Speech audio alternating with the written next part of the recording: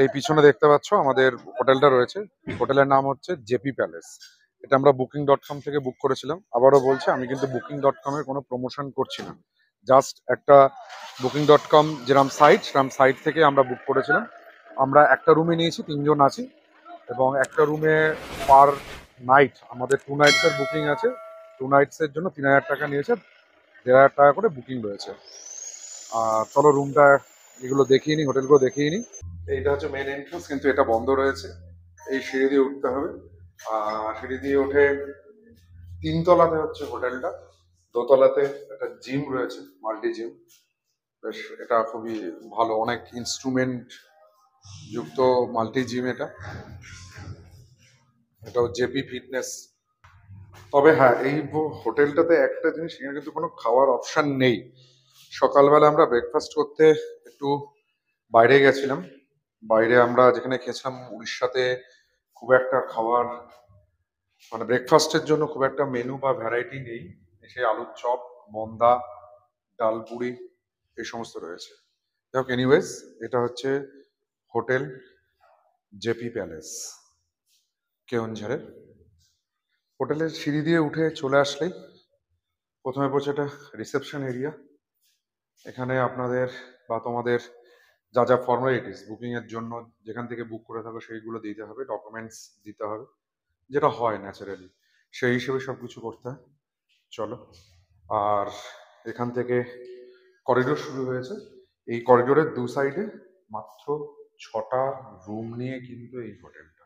আর একটা যেটা, এই যে সোজা যেটা দেখতেছো আমার পেছনে, এটা কোনো ডাইনিং বা কিচেন নেই, এটা একটা ছোটোখাটো কনফারেন্স রুম। এখানে কোনো একটা ছোট গেট টুগেদার হোক বা কনফারেন্স হোক, সেটা এই হোটেলের তরফ থেকে অ্যারেঞ্জ করা যাবে, বুক করে অ্যারেঞ্জ করা যেতে পারে। চলো রুমটা দেখিয়ে দিই। এটা হচ্ছে আমাদের room, triple bed deluxe room, AC আছে।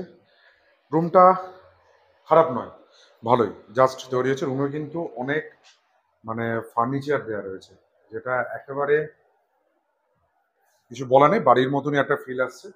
দেখতে পাচ্ছ এখানে বেড রয়েছে, বেডের দুপাশে 2টো টেবিল দেওয়া আছে। আর এই সাইডটাতে যেখানে সাহেব দাঁড়িয়ে আছে, এখানেও একটা ওয়ার্ড্রপ মতন করা আছে, ড্রয়ার ট্রয়ার রয়েছে, টিভি রয়েছে, এসি রয়েছে। আর যেটা রয়েছে প্লাস পয়েন্ট, সেটা হচ্ছে এইখানে কিন্তু এক্সট্রা একটা ড্রেসিং টেবিল সেট দেওয়া রয়েছে। ড্রেসিং টেবিল সেটে এখানে বড় আয়না আছে, নিজেকে এখানে সাজুগুজু করতে পারবে তোমরা, কোনো অসুবিধা নেই। একটা কাবার্ড আছে। এই গেট আপ, এটা হচ্ছে রুমের গেট আপ। আর অ্যাটাচ পায়খানা বাথরুম আছে একটা ছোটোখাটো ওই সাইডে, মানে শুরু হয়েই শেষ একটা ব্যালকনি রয়েছে, কিন্তু সেটাও আবদ্ধ, মানে সেটা খোলামেলা অতটা নয়, একটা ছোট জানলা আছে, কিন্তু ওটা ঘেরা, গ্রিলের নয়। এইটা হচ্ছে একটা ব্যালকনি, ছোট্ট। আর ব্যালকনির এই পাশে হচ্ছে পায়খানা বাথরুম। পায়খানা বাথরুমটা ছোট, কিন্তু সমস্ত অ্যামিনিটিস এখানে দেয়া রয়েছে। ওয়েস্টার্ন স্টাইলের টয়লেট রয়েছে, ওপরে গিজার রয়েছে, আর কল রয়েছে, আর একটা ওয়াশ বেসিনও এখানে দেয়া রয়েছে। আর যদি সত্যি কথা বলা হয়, পরিষ্কার পরিচ্ছন্নতার দিক থেকে কিন্তু বাথরুমের অন্তত অনেকটা পিছিয়ে রয়েছে। 10-এ 2-এর বেশি দেয়া যায় না। তো আমরা হোটেলের যারা আছে তাদেরকে বলেছি, তারা বলেছে তাদের স্লিপার 9:30-10 নাগাদ আসবে, আসলে পরিষ্কার করে দেবে।